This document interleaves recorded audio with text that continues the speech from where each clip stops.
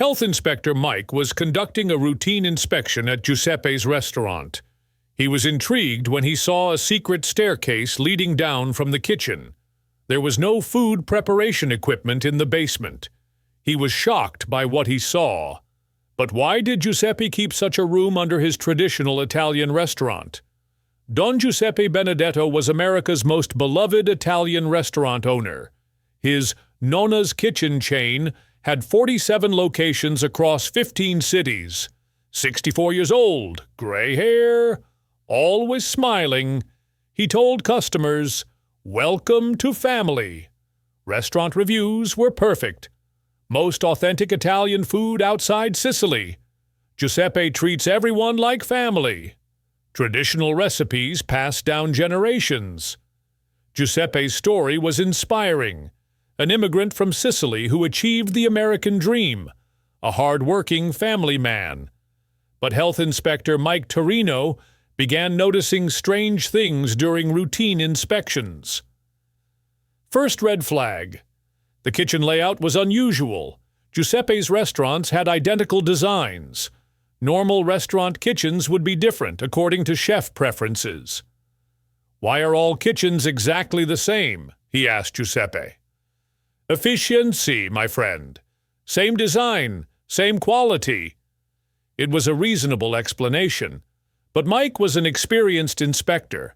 20 years of restaurant health codes. Something felt off. Second observation. Staff behavior was unusual. Employees showed extreme respect to Giuseppe. Not a normal boss-employee relationship. More like fear-based respect.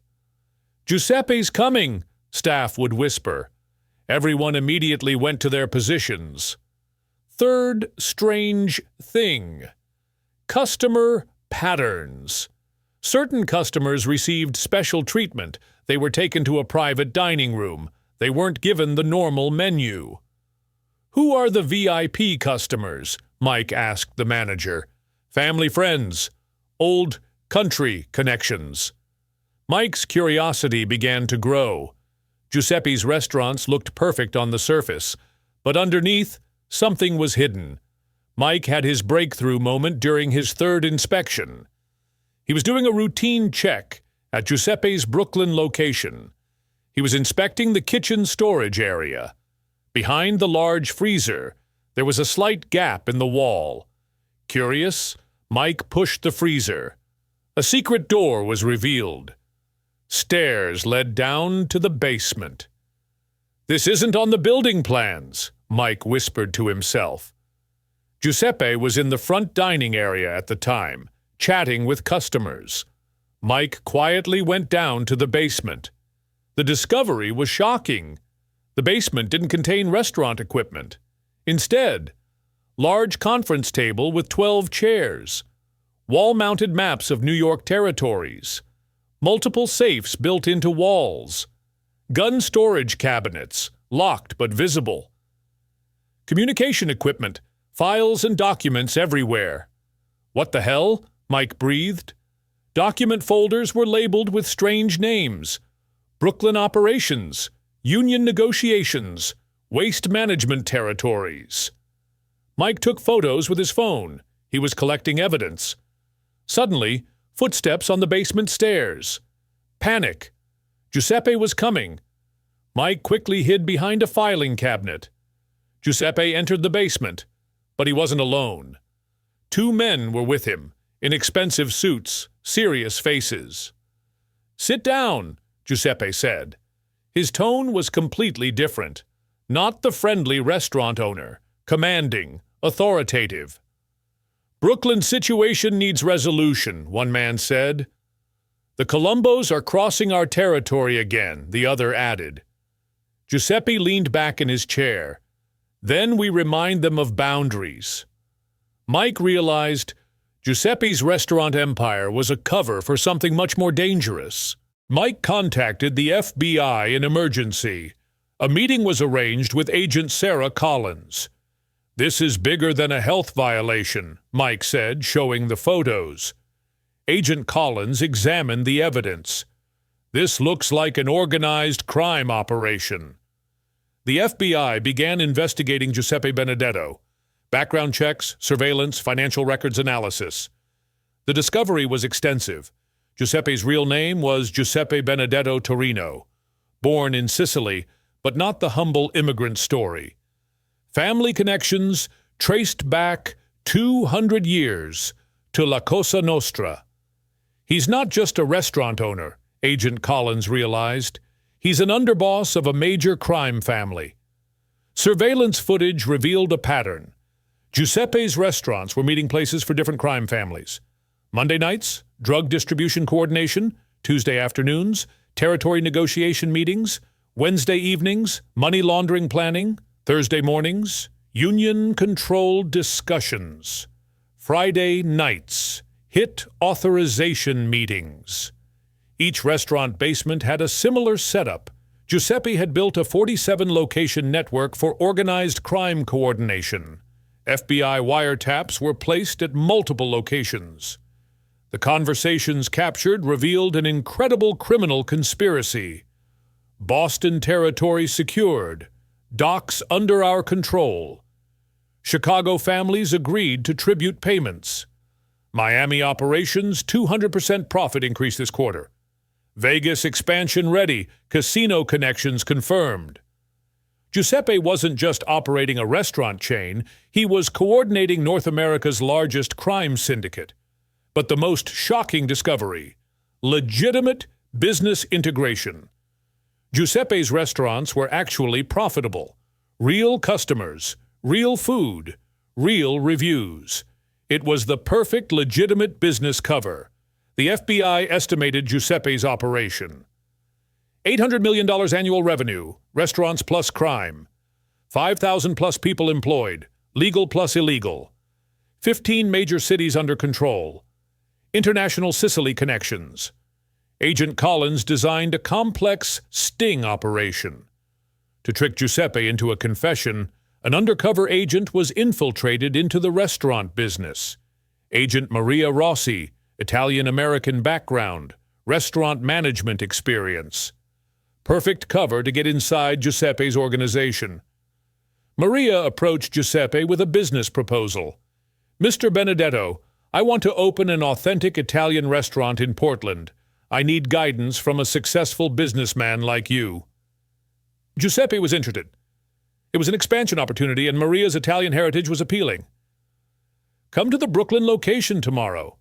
We'll discuss over dinner." Maria was wearing a wire with FBI surveillance. The conversation was designed to record Giuseppe's confession. At the dinner meeting, Giuseppe let his guard down.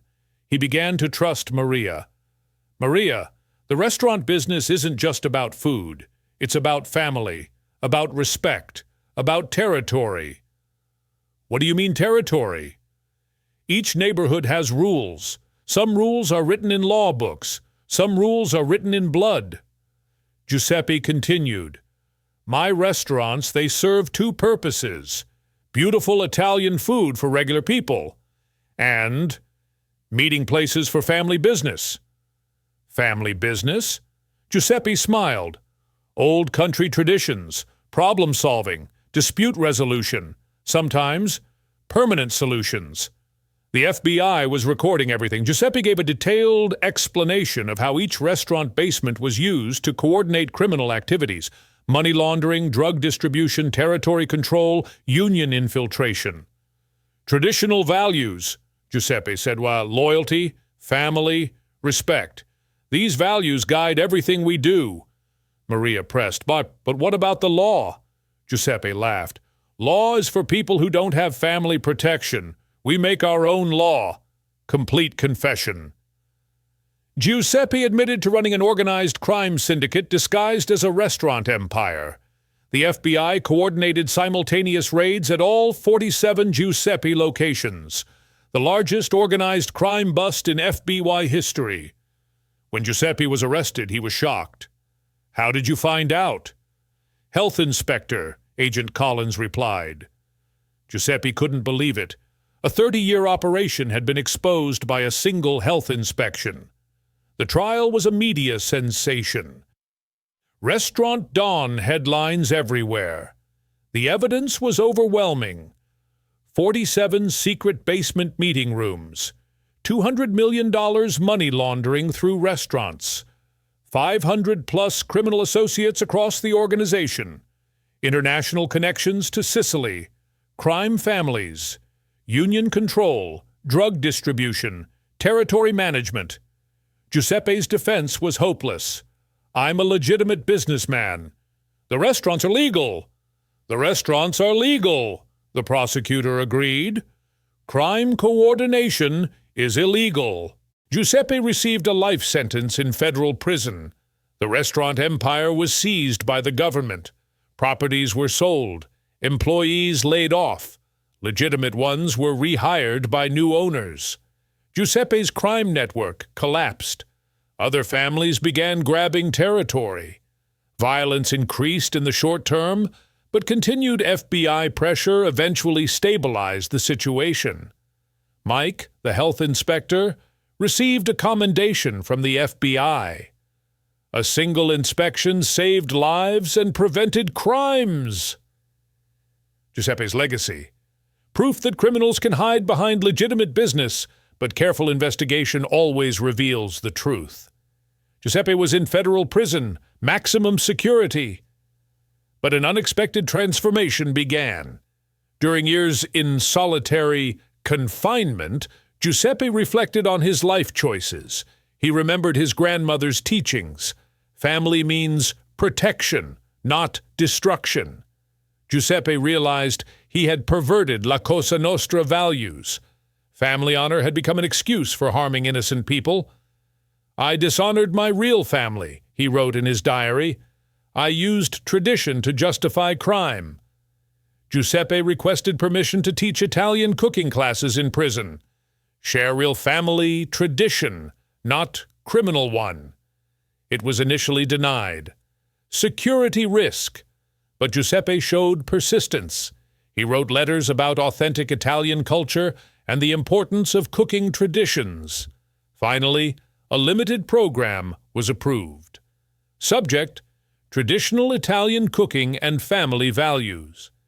Real Italian family values, he told inmates, is about feeding people, not harming them, about bringing joy through food, not fear through violence. Giuseppe taught authentic recipes he had learned from his grandmother, but he also taught about choosing legitimate business over crime.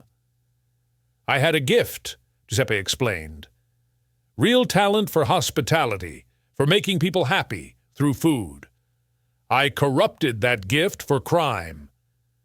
The prison cooking program was successful. Giuseppe's former associates, also in prison, learned legitimate skills. Released inmates started authentic Italian restaurants using Giuseppe's recipes, but with ethical business practices. Agent Collins later said, "Giuseppe's case shows criminals can hide behind legitimate business, but it also shows people can change." Giuseppe's nephew, Tony Benedetto, took over the remaining legitimate restaurant locations after FBI clearance. He operates them with the authentic family values Giuseppe taught from prison. "Uncle Giuseppe taught me real family tradition in letters from prison," Tony said. "Feeding people with love, not controlling them with fear." Giuseppe Benedetto's story shows that tradition and business can be corrupted, but also redeemed through authentic values. Giuseppe used Italian family tradition to justify crime, used hospitality business to enable violence, but ultimately learned real family values, nurturing, not destroying. Mike, the health inspector, showed that attention to detail and curiosity can expose the greatest deceptions. One thorough inspection saved countless lives. Iron will in family business. Build tradition that honors ancestors, not dishonors them. Create a legacy of love, not fear. Real family values protect the community, not exploit it. Feed people's bodies and souls. Don't harm them. Giuseppe learned in prison, authentic tradition serves others. Corrupted tradition serves only self. Iron will. True family business creates community. It doesn't control it. Subscribe for more Iron Will authentic family stories.